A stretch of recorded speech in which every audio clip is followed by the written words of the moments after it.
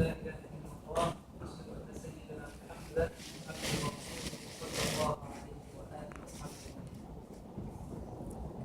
In the name of Allah, most precious, most merciful, all praise and thanks are due to Allah. We ask His help and forgiveness. We Allah to change our souls and our bad deeds. Whoever Allah guides, no one can make us astray. Whoever Allah leads astray, no one can make us. There is no God we worship except Allah alone, and Muhammad is His last messenger and His servant. Alayhi salatu wassalam. So as you know, today we're going to discuss, for me, it's one of the most important topics ever for our whole ummah, the topic of unity. And we'll try to find a way to connect unity and da'wah together. Actually, there is an ayah in the Quran. There are 3 ayat in Surah Al-Imran. Allah subhanahu wa ta'ala Himself, He connected the concept of unity with the concept of da'wah. In these 3 ayat, Allah subhanahu wa ta'ala says, أعوذ بالله من الشيطان الرجيم وكأين من نبي قاتل معه ربيون كثير فما وهنوا لما أصابهم في سبيل الله وما ضعفوا وما استكانوا والله يحب الصابرين وما كان قولهم إلا أن قالوا ربنا اغفر لنا ذنوبنا وإسرافنا في أمرنا وثبت أقدامنا وانصرنا على القوم الكافرين فآتاهم الله ثواب الدنيا وحسن ثواب الآخرة والله يحب المحسنين. Allah subhanahu wa ta'ala, in these 3 ayat, He is putting the concept of unity, as I said now, and the concept of da'wah together in one ayah. And I have been serving the Muslim community in Rajayna for 3 years. Right?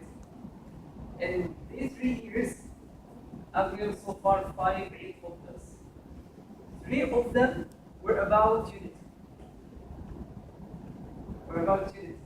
And to the extent that one time a brother said to me, and he said, yeah, Shaykh, people are a little bit upset with you if you're going to speak about unity again in this Eid. It was actually the 2nd year.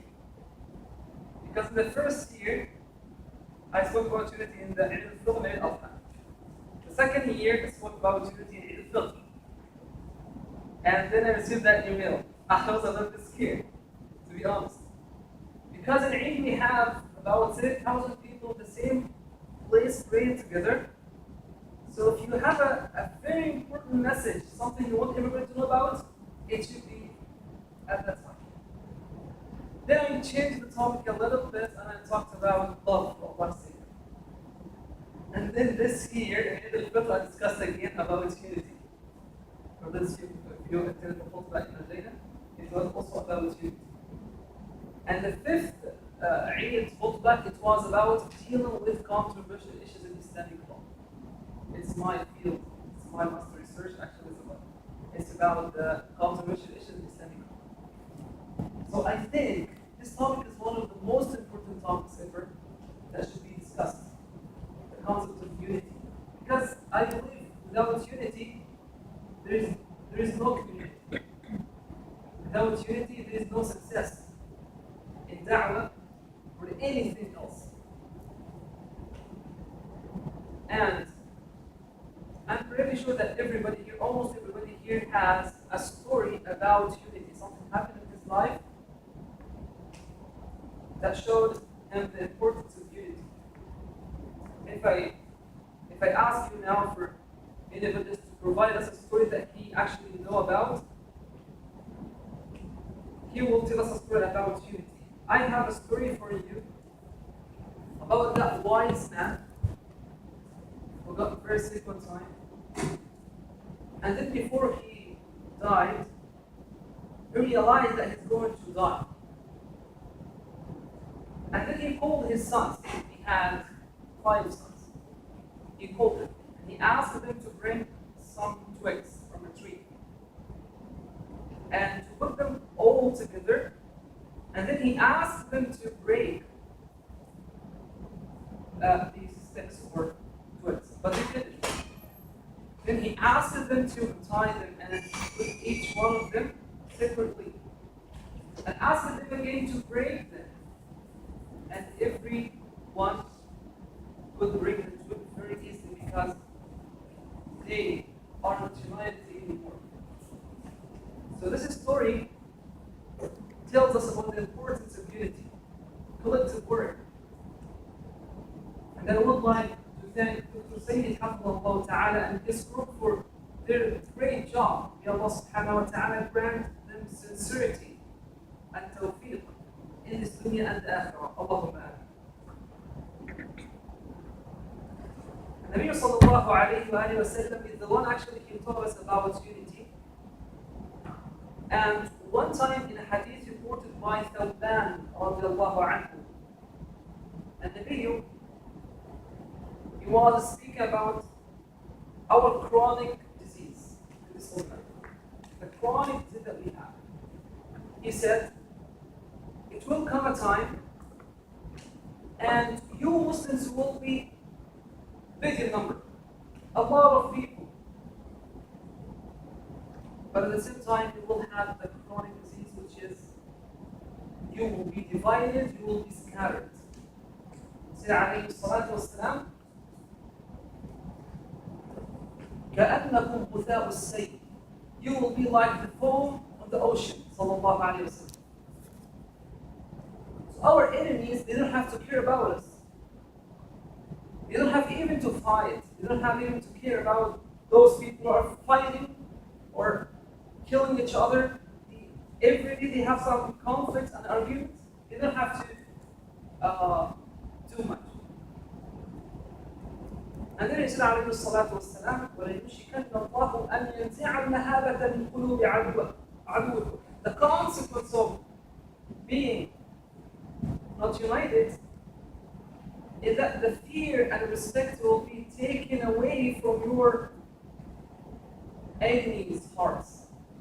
They will not have any respect or fear in their hearts from you because you're not united.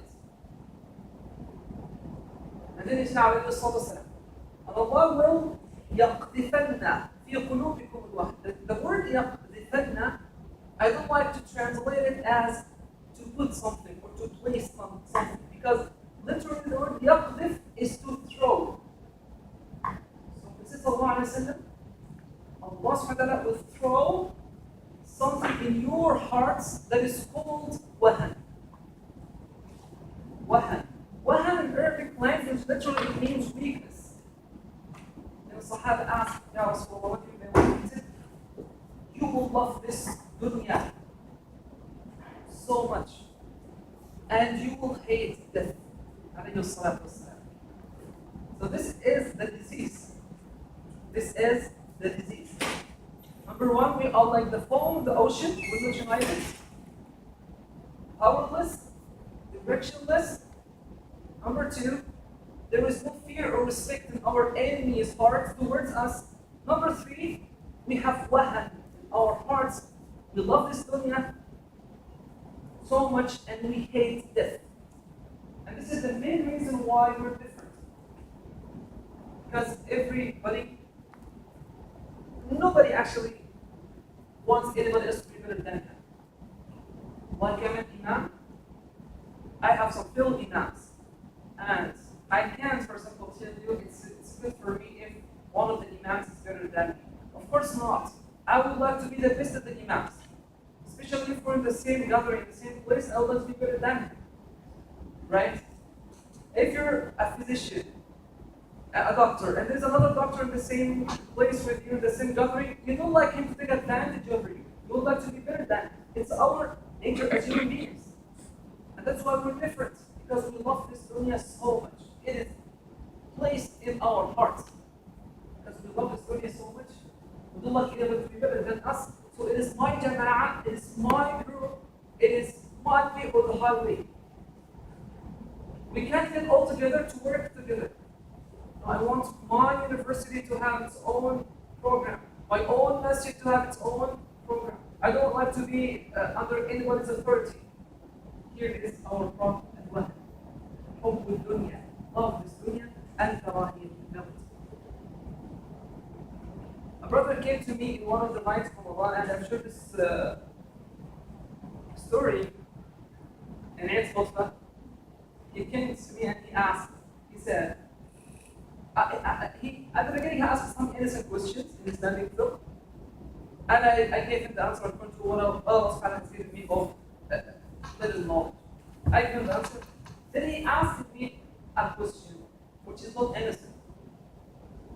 And he said to me, who are you? To which group do you belong, Ya Muhammad? I said to him, okay, I'm not going to say I'm only a Muslim and from Egypt and another from Canada. I'm not going to include. I'm not going to say this. But you go to those people in the masjid, you see people in front of you. Go to them. Ask anybody here in my community. This imam has been serving for 3 years. Can you tell me to which group he belongs? You will not find an answer to your question. Because actually there is no answer. I don't have an answer. I really don't belong to any group. This is the mentality that I used to have in Al-Azhar. We teach all the madahib, we respect everybody, without any problem between Hanafi, Shafi'i, Maliki, Hanbali, all of us in the same building, different classes, and after the class is done, we're still friends, without any problem. But nowadays when you see Tablighi, he hates Salafi. And the Salafi people, they really hate the Sufi brothers. And Sufi, they hate the Muslim Brotherhood. So we can't get together to do something for the sake of this religion. May Allah subhanahu wa ta'ala unite us. Allahumma ameen. The next point that I would like to mention is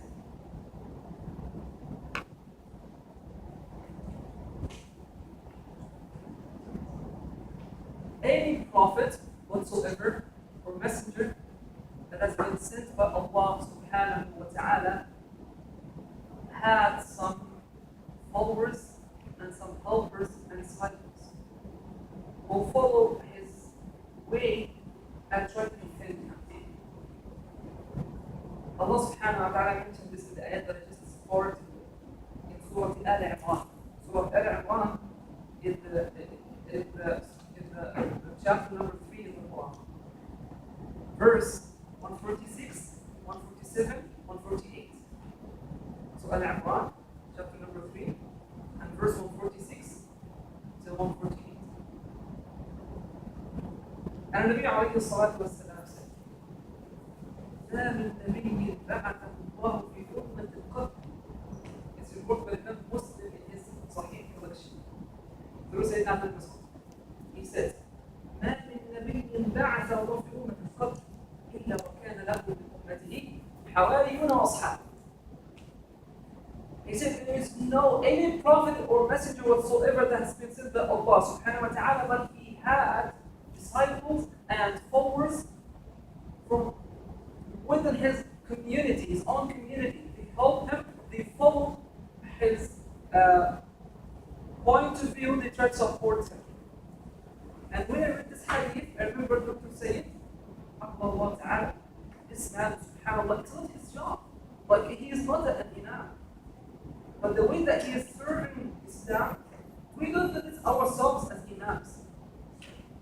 SubhanAllah, Allah subhanahu wa ta'ala will work him and elevate his ranks in this dunya and the akhirah. Allahumma ameen.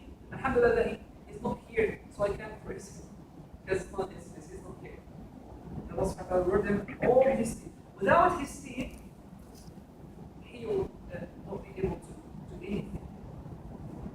It's not because of his own effort, his own knowledge, it's because of everybody's efforts around.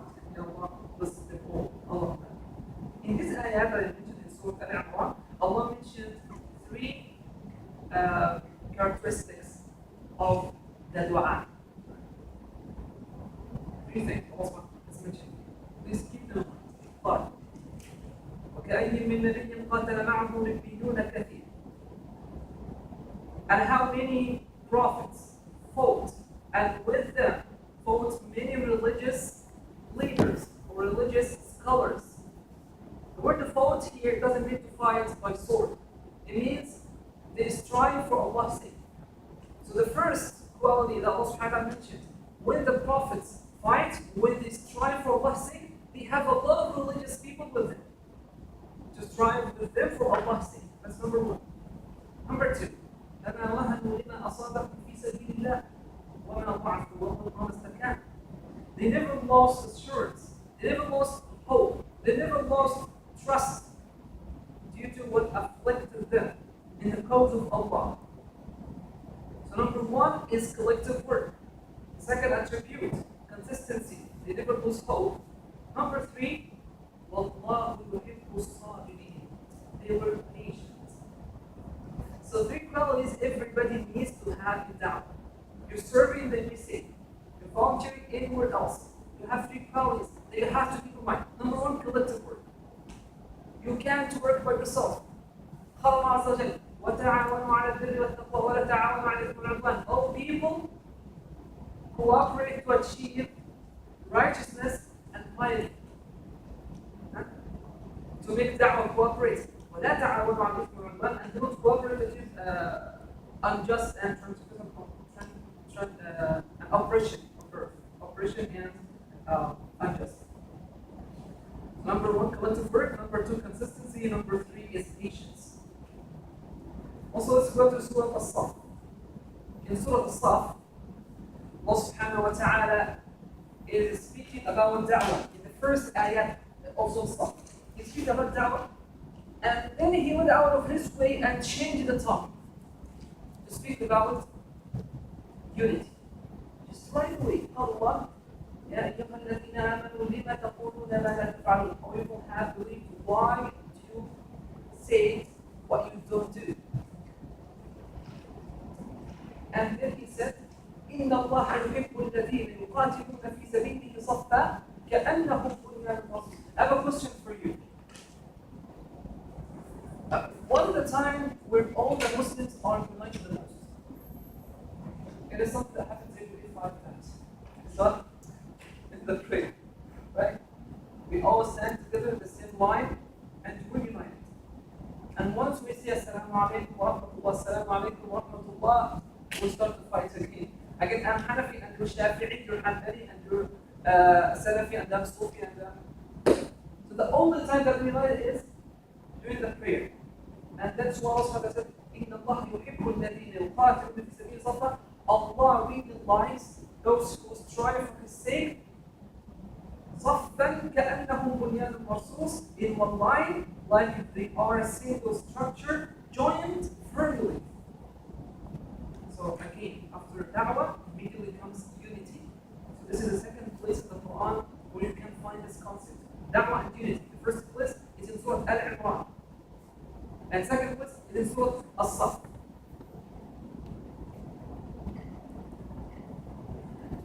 We have to know the difference between two words, al-khilaf and al-ikhtilaf. Khilaf and al-khilaf. The word ikhtilaf, it means diversity. Al-ikhtilaf is actually something positive, something we need in our ummah. I am Arab, you are not Arab. I'm not saying like yourself. I mean like some of you are not Arab, but I am Arab, right? My wife even, she is not Arab, right? But we're still united. I am from Al-Azhar, but you're not from Al-Azhar. You are Salafi, I am not Salafi, but we still work together. You know, we Muslims, we follow two schools of thought. The biggest two schools of thought in Islam, Madrasatul Ra'i wa Ahl al-Hadith, the people of opinion and the people of Hadith. Who is the biggest scholar in Hadith?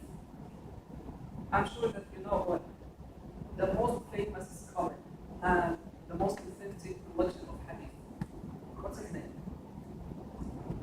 Imam Bukhari. Al-Bukhari. You know Al-Bukhari, he And if you go to the other side, he was virgin. If you go to the other side, the people of opinion, most of the Muslims around the world are followers of Sayyid Abu Hanifa. And Sayyid Abu Hanifa, he was not a Christian. So the famous two schools of thought, the majority of the Muslims, they follow two people who are not Muslims. How come Nabi alayhi salatu wasalam was a Arab, sallallahu alayhi wa sallam? Yeah, and Islam is not a religion, it's not written for Arab. It is a universal religion. It is written for all the humanity. But it started from someone who was an Arab, sallallahu alayhi wa sallam. So it's called ikhtilaf, diversity.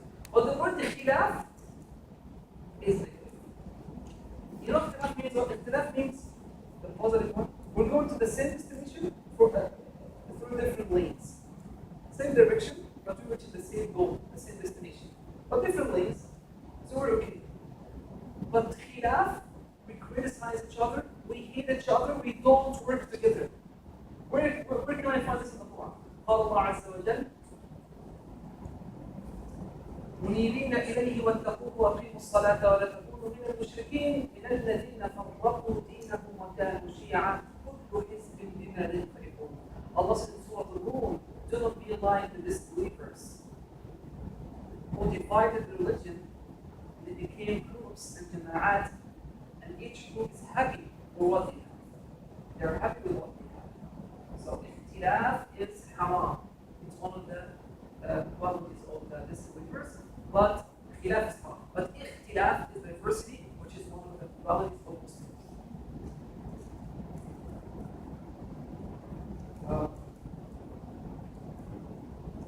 So I was end up with one situation that happened to the Imam Ahmad ibn Hanbal rahimahullah ta'ala.